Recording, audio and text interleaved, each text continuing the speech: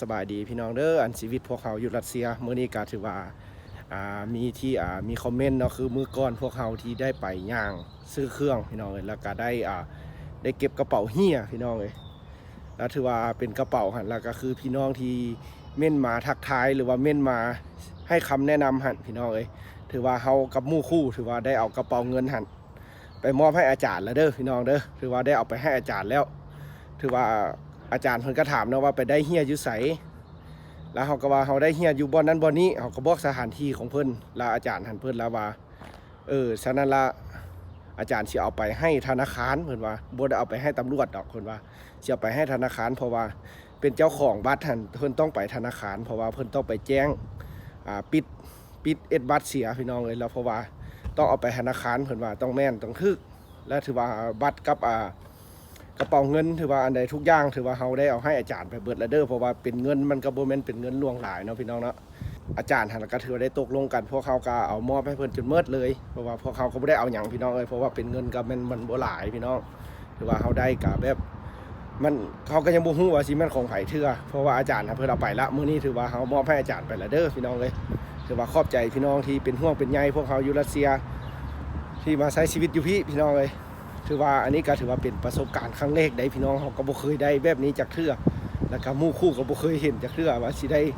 กระเป๋าตั้งแดนที่เฮียแบบนี้นะพี่น้องกระเป๋าเงินกระเป๋าคำที่เฮียเพราะว่าชีวิตของคนตั้งแดนเพิ่นที่จริงแล้วแบบเพิ่นบ่ได้ค่อยจะเก็บเงินสดไปนำสินะพี่น้องเขาก็บ่ฮู้ดอกว่าสิแม่นของไผได้หักเอาให้อาจารย์ละเพราะว่าเขาไปโรงเรียนเขาก็ได้ลมได้ปรึกษากับอาจารย์ท่านว่าผมมีแต่เพื่อนถามว่าได้เฮียอยู่ใส่หันซื่อพี่น้องเลยแล้วอาจารย์เขาก็ว่าแบบนั้นแบบนี้ล่ะเขาก็เอาไปเพราะว่าที่ให้จูเฮานี่เขาก็คือทับอีทันกับแบบว่าขมู่คู่หันเขาก็บ่ฮู้ว่าเชี่ยวไปส่งไผพี่น้องเลยเขาก็บ่ฮู้คือว่าเขาก็ย่างไปตามหนทางแล้วก็บังเอิญซะไปเห็นพี่น้องเลยแล้วก็ถ่ายคลิปกันไปเพลินๆแล้วก็ไปเห็นที่จริงก็มันก็บ่ได้เป็นเงินที่หลวงหลายแต่หากมันก็เป็นสิ่งที่ดีที่เราต้องแบบตอบแทนคือเพื่อนว่านะเป็นแบบว่าเนี่ยก็เพื่อนมีคอมเมนต์หนึ่งเพื่อนบอกว่าเนี่ยก็พลเมืองดีสิวะพี่น้องแบบว่า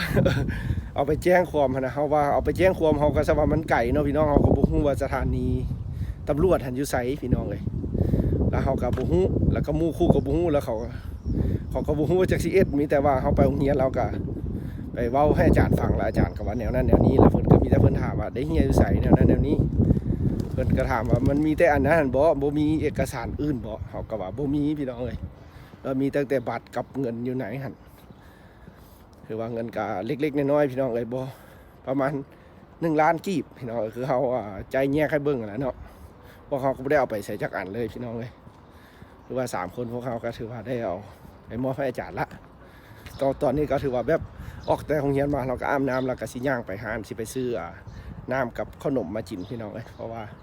แล้วก็ฟ้าวเที่ยวจะเอาลงคลิปเพราะว่าเห็นคนมาเม้นว่าแบบนั้นแบบนี้นะพี่น้องเอ้ยก็ถือว่าแม่นเพิ่นอยู่อเมริกาเพิ่นก็เม้นบอกว่าต้องเอาไปส่งไปคืนเพิ่นเด้อบ่ให้เอาเด้อเพิ่นว่าแล้วเขาก็ไปปรึกษากับหมู่เขาก็บ่อยากได้คือกันพี่น้องเขาเจ้าก็บ่ฮู้จักสิเอาไปจังได๋เขาเจ้าก็เอาไปส่งเพิ่นว่าเขาก็มีแต่ปรึกษากับอาจารย์เนาะคนที่ใกล้ชิดนั่นพี่น้องเอ้ยถือว่าแล้วไปพี่น้องเอ้ยถือว่าเรื่องตัวนี้ก็แล้วไปของเขามาอยู่พี่ก็ใช้ชีวิตแบบธรรมดาพี่น้องเอ้ยบ้านเพิ่นพี่น้องเอ้ยก็ถือว่าตอนอากาศที่ร้อนๆจังซี่พี่น้องเอ้ยก็ถือว่าคักได้บ้านเพิ่นฤดูนี้พี่น้องเอ้ยถือว่าเขาก็ถือว่ามันเป็นแบบช่วงเวลาที่นานค่ำได้พี่น้องเขาก็ได้ไปย่างเล่นย่างเที่ยวได้หลายก็ถือว่าได้เอาคลิปเอาอย่างลงพี่น้องเอ้ยก็ขอบใจหลายๆที่พี่น้องคอยติดตามแล้วก็เป็นห่วงเป็นใยพวกเขาอยู่พี่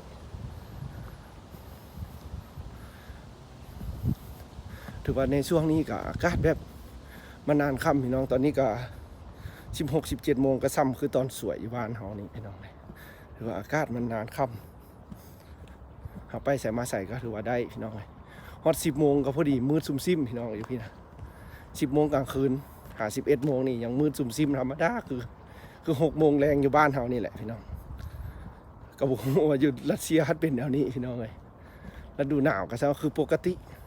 ฤดูหนาวก็ฮ้อนยามค่ำก็ค่ำพี่น้อง4-5 โมงก็ค่ำเขาก็บอกนะว่าอยู่ใส่สิเป็นคือแนวนี้บ่สิคืออยู่รัสเซียนี่บ่พี่น้องเลยก็ถือว่าคัน มื้อใดเฮามีเวลาเป็นวันเสาร์วันอาทิตย์สิเฮาก็ได้ไปเล่นกีฬาไปหยังขม่วนได้พี่น้องอยู่บ้านเพิ่นก็ได้แต่หากฤดูนี้ยุงหลายพี่น้องเอ้ยยุงหลายขนาดอยู่พี่นะฤดูร้อนบ้าเปรี้ยวว่ายุงหลายขนาดพี่น้องเอ้ยยุงหลายอีหลีอีหล่อเลยอยู่ต่างประเทศนะตัวบักใหญ่ๆพี่น้องเอ้ยฤดูร้อนมานะไปยากมายากได้สมมุติฮอด17 โมงนี่เฮาเริ่มจะโพดยักไปย่างลิ้นแล้วพี่น้องยุงหลายโพด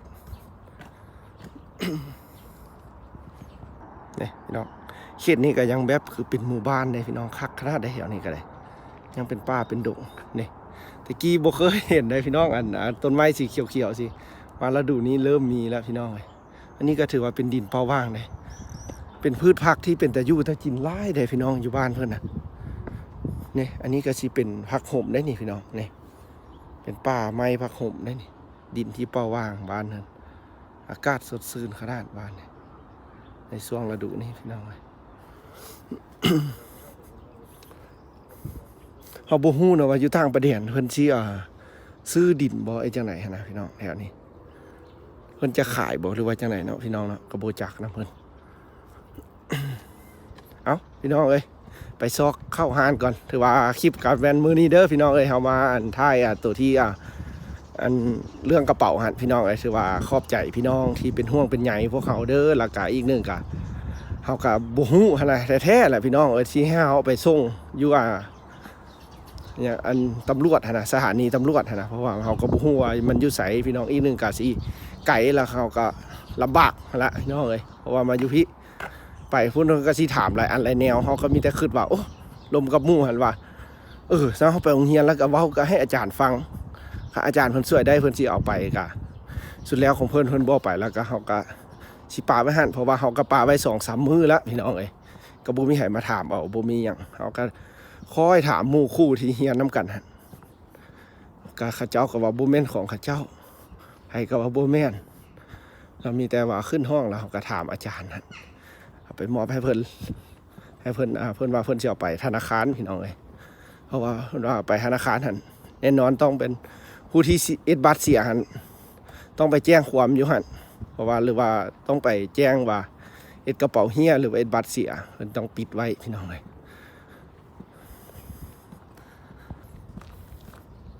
16-17แดดยังร้อนจ้าอยู่พี่น้องเอ้ย ตอนนี้ก็บ่สบายน้องเอ้ยเป็นหวัดเป็นไอเพราะอากาศเปลี่ยนมึงไหม16-17 โมงน้องเอ้ยแดดยังร้อนอยู่เอาพี่น้องเอ้ยถือว่าคลิปนี้ก็ถือว่าคือที่เฮาว่าไปเนาะก็ถือว่าตอนนี้ก็สิเฮาสิไปห้านแล้วก็สิไปซื้อเอาเครื่องแล้วก็สิขึ้นไปเฮือนพี่น้องเอ้ยเพราะว่าช่วงนี้บ่สบายแล้วก็บ่อยากไปตากแดดตากลมหลายเอาพี่น้องถือว่ามื้อนี้ก็ถือว่าเฮาก็หมู่คู่หรือว่าผู้ที่มาใช้ชีวิตนำกันอยู่รัสเซียนี่พี่น้องเขาก็ขอบใจหลายๆเด้อที่พี่น้องชาวไทยแล้วกันหรือว่าพี่น้องทางบ้านเขาที่มารับชมหรือว่ามีพี่น้องทางบ้านเขาที่ไปอยู่สหรัฐอเมริกาหรือว่าอยู่ต่างแดนนะพี่น้องเนาะที่มาใช้ชีวิตคือพวกเขานี่พวกเขาก็เป็นคนบ้านนอกบ้านนาพี่น้องเอ้ยก็บ่ฮู้อย่างหลายมีแต่มาอยู่บ้านเพิ่นแล้วก็เฮ็ดหน้าที่ของตัวเองให้มันสำเร็จพี่น้องเอ้ยถือว่าเรื่องที่เอ็ดกระเป๋าหันถือว่าเขาเห็นแล้วก็มีแต่เดี๋ยววันนี้เขาก็เอาไปให้อาจารย์ถือว่าที่นี่ป้อยแล้วพี่น้องถือว่าพวกเขาก็บ่มีส่วนเกี่ยวข้องอย่างมีแต่ที่ท่าให้อาจารย์หันมาเว้าสู่ฟังว่าเพิ่นสิเป็นจังไดพี่น้องเอ้ยเอาไปให้หันเพิ่นหักสิมาเว้าให้ฟังดอกพี่น้องว่ามันเป็นจังไดต่างอย่างลิ้นเลยพี่น้องเอ้ย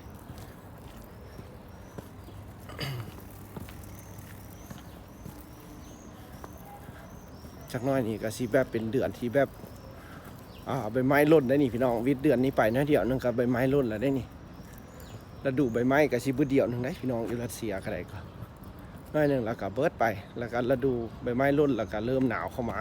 อีกพี่น้องเลยบ้านเพิ่นแล้วดูฝนอยู่ต่างประเทศบ่หลายเด้อพี่น้องฝนตกบ่หลายเด้อยู่บ้านเพิ่นนะคือมื้อก่อนหันเฮาไปเลาะเก็บเห็ดหันพี่น้องเลยแล้วเฮาก็ไปถ่ายผักแดกเก็บผักมากินแดก็ถือว่าไปเบื้องโคนไม้บ่มีอย่างนะยังแห้งอยู่พี่น้องเพราะว่าเขาก็เห็นฝนตกแต่2 เทื่อ 3 เทื่อนึงพี่น้องเพราะว่าบ้านเพิ่นฝนบ่หลายเด้อยู่ต่างประเทศนะฝนฟ้าบ่ฮ้องคือบ่ลมคือบ้านเฮาพี่น้องเอ้ยมีแต่ลมธรรมดาตอนสวยแนวนี้นี่ซื่อๆพี่น้องเอ้ย เอาสิไปห้านพี่น้องอันนี้นะเรากาซีซื้อเครื่องแล้วเราก็สิออกเมืองพี่น้องเลยถือว่าคลิปก็คือว่าพี่น้องเลยถือว่าพวกเขาก็ขอบใจหลายๆพี่น้องที่มันเม้นแนะนำฮะพี่น้องว่าให้เฮ็ดจังไดถ้าเขาได้ของเฮียอยู่ต่างแดนนะเอาไปส่งเพิ่นแบบใดแนวใดฮะพี่น้องเลย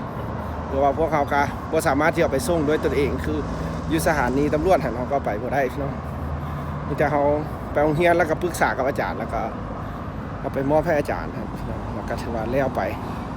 แต่ว่าพวกเขาก็ถือว่าสบายใจคือพี่น้องว่าเขาบ่เอาไปเด้อว่าท่านการเขาไปได้กระเป๋าเงินอยู่ต่างแดนเฮียบ่เอาไปเพราะว่าเขาบ่สบายใจแล้วอีกนึงเขามาอยู่บ้านเพิ่นก็แม่นความเพิ่นพี่น้องเลยหรือว่าเขาไปปรึกษาหมู่ก็ว่าโอ้ยบ่เอาว่าท่านมีผู้เอาไปส่งแล้วก็ไปส่งเพิ่นพี่น้องเอาเข้าห้างก่อนพี่น้องแล้วจังมาเจอกันไหมเอาเสื้อเครื่องกลับพี่น้องบัดนี้นะได้เข้าห้านตลอดได้พี่น้องอยู่ต่างแดน เขาได้ไปซอกคืออยู่บ้านเฮาเด้อพี่น้องอยู่ทงไฮทงนาอันนี้เราแม่นอยากกินอย่างต้องเข้าห้านพี่น้องเลยพี่น้องซื้อเอาเครื่องแล้วล่ะก็ถือว่าเมื่อพี่น้องบัดนี้นะก็ถือว่าเครื่องกัดบ่ได้ซื้ออย่างไรพี่น้อง3-4อย่างสิซื้อไปเฮ็ดอาหารกินแรงมื้อแรงซื่อๆพี่น้องเลย เอาพอถึงงานพี่น้องเลยเจอกันมื้อหน้าเด้อเจอกันมื้อหน้าพี่น้องพอถึงงานรับบัดนี้นะหรือว่าแต่งอยู่ครัวจินบัดนี้แล้วก็เกี่ยมกินข้าวมื้ออื่นไปโรงเรียนต่อพี่น้องเลยแล้วจังไปถามเบิ่งอาจารย์ว่าเพิ่นเป็นจังไดเพิ่นนักสิเว้าให้ฟังพี่น้องว่าเพิ่นเอาไปส่งแล้วเพิ่นเป็นจังไดฮะแล้วจังท่าเบิ่งว่าอาจารย์เพิ่นสิว่าจังไดเอาบ๊ายบาย